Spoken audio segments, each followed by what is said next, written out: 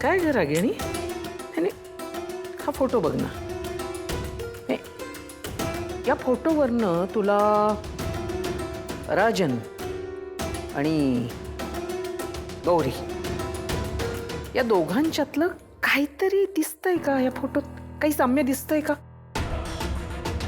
हे आई, हिचे डोळे आणि नाक आहे ना, हे मला राजन सारखं दिसतंय आणि कान गौरी सारखे वाटतायत. छे ग छे, मला तर दूर पर्यंत असं काही यांच्यामधलं साम्य दिसतच नाहीये. म्हणजे तुला काय म्हणायचंय की ही राजनची मुलगी नाहीये? असं नाहीये. असं मी काही म्हटलंय का? संशयाला जागा आहे ना. मग आता तू काय करणार काय आहेस सांगशील? एक आयडिया हा, आहे. आयडिया. हॅलो. हा मॅडम बोला, काय काम काढलं? काम असल्याशिवाय फोन करते का? एक फोटो पाठवलाय, त्याचा शोध घ्यायचाय आणि जिथे कुठे ती सापडेल त्याची खबरबात मला द्यायची. कळलं? रागिणी, हा. ही जी मुलगी आहे ना, ती तुझ्या सासूच्या किंवा तुझ्या नवऱ्याच्या हाती पडण्या अगोदर आपल्या हाती पडली पाहिजे. म्हणजे मग आपली सगळी कोडी आहेत ना, अशी दूर होतील. कमळे, ए कमळे, अगं तू इथे येऊन बसलीस वय आणि मी तुला केव्हापासून हाका मारवले आणि तुला काय ऐकू ना झालं वय ग? नाही आलं ऐकू. काय झालंय? निंगे का कुणास ठाऊक मी चुकतोय का असं वाटायलंय. म्हणजे आणि तुला असं का वाटायले? आजचा पेपर अजिबात चांगला गेला नाही बघ माझा. हा? काय बी? अगं तू केवढी हुशार आहे आम्हाला काय माहित नाही वय, आणि तुला पेपर अवघड जातोय वय ग? अगं खरं सांगालोय, गंडवत नाही. कमळी, काय झालं? तू अपसेट होतीस म्हणून आलो मी. सर ती म्हणाली की तिला आजचा पेपर अवघड गेलाय म्हणून. खरं मला तर काय पटना, उगाच काय बी गंडवायली. अहो आजपर्यंत तिला कुठलाच पेपर एवढा अवघड नाही गेला, मग आज काय झालंय? सर उलट आमचा आबा तर गावभर सांगत फिरायचं, कुठली बी अवघड गोष्ट सोपी करावी तर ती आमच्या कमळीनं. होय की नाही कमळे? होय, दर पेपरच्या आधी आबा मला समजून सांगायचं. ते तसं बोललं का मग मला धीर यायचा. म्हणजे तुला आबांचे शब्द आठवतात बरोबर? आता एक काम कर, रोज पेपर द्यायच्या आधी 2 मिनिटं डोळे मिटून शांत बस आणि असं इमॅजिन कर की तुझे आबाच तुझ्याशी बोलतायत, तुला धीर देत आहेत. मग बघ तुला पेपर सोपे जातात की नाही. वय वय, लय भारी आयडिया आहे सर, मी बी हेच करतो. कमळी, हे बघ, झालं ते झालं. झालेल्या पेपरचा तू एवढा विचार करशील तर पुढचे पेपर कसे देशील? घडून गेलेल्या गोष्टींचा एवढा विचार नाही करायचा. पुढच्या पेपरची तयारी कर अँड बी पॉझिटिव्ह. सर खरं मी चांगला अभ्यास केलता या पेपरचा. केला होतास ना, मग कशाला टेन्शन घेतेस? होशील ना पास. आणि as far as I know, आजचा पेपर बऱ्याच स्टुडंट्सना अवघड गेलाय. काय निंगी? वय मग सर. आणि हे बाई कमळे, तू जर एवढी घाबरत बसली तर माझं काय होईल? मला तर मिरगीचा झटकाच यायला पाहिजे मग. सी एक गोष्ट तुम्ही दोघी लक्षात ठेवा, तुम्ही स्कॉलरशिप मिळवून इथे शिकायला आले. हुशार आहात म्हणूनच स्कॉलरशिप मिळाली ना. मग स्वतःवर विश्वास ठेवा. पुढच्या पेपरची मनापासून तयारी करा. त्यामुळे तू असा चेहरा पाडून बसलेस तर कसं चालेल?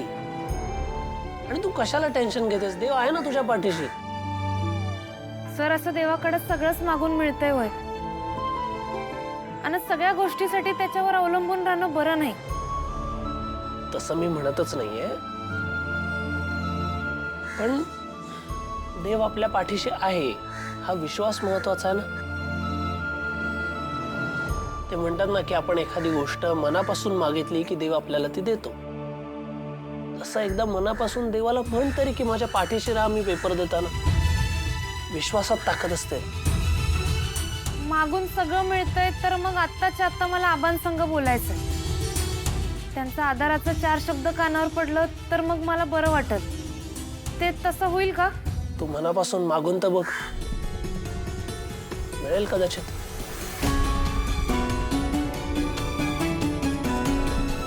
कमळे, कमळे,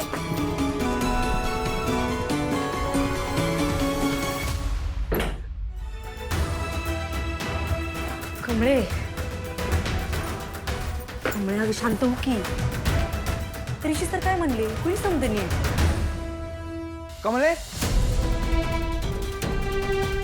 बाब गाव इकडे इकडे तू. अरे काय झालंय? काय अग कुणाचं? तर तूच बघ. सखाराम मोहिते, मुक्काम पोस्ट सिद्धटेक, गडिंग्लज, कोल्हापूर.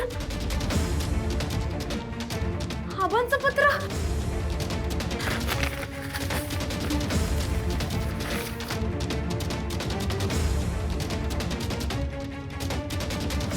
तुझ्या ओल्ड मॅनला विसरली नाहीस ना? अगं कधीपासून विचार करत होतो का तुला पत्र पाठवायचं. खरं तसा योगच जुळत नव्हता. आज हट्टानं पत्र लिहून घेतलं मी.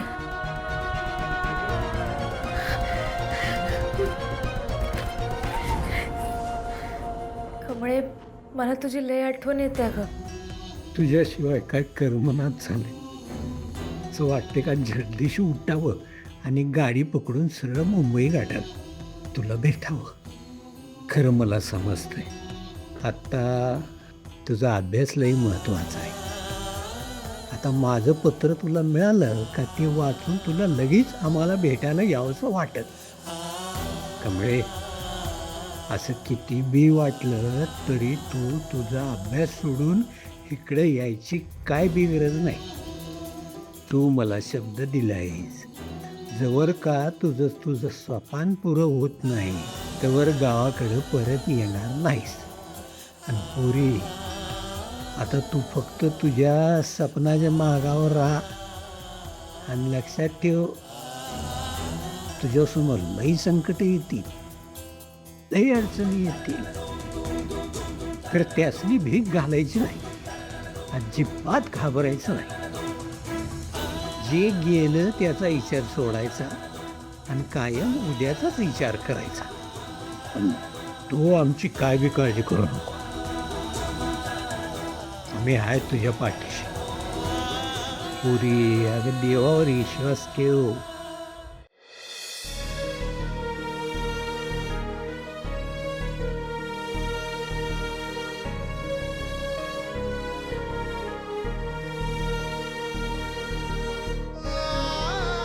जर कधी मलाच काय येऊ सगळा त्रास देतोय असं वाटलं तर लक्षात ठेव, देव बी हे असलं कष्ट त्याच्याच आयुष्यात देतो ज्याच्यात समोर आलेल्या प्रत्येक संकटाला तोंड द्यायची हिंमत असते.